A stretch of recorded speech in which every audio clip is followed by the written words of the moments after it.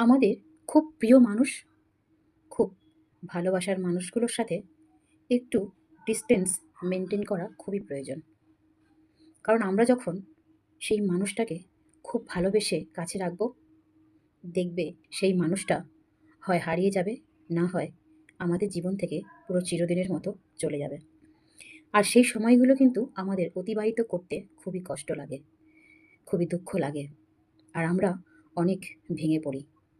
কারণ যেই মানুষগুলোকে আমরা আমাদের অন্তর থেকে অনেক ভালোবাসবো, তাদেরকে কাছে রেখে দেব, তারা কিন্তু চিরদিনের জন্য থাকে না আমাদের কাছে। আর যখন সেই সব মানুষকে ছেড়ে আমরা থাকতে পারি না, ঠিক সেই মুহূর্ত দেখবে হয় সেই মানুষটা ছেড়ে চলে গেছে, না হয় সে চিরদিনের মতো হারিয়ে গেছে বা পৃথিবী ছেড়ে চলে গেছে।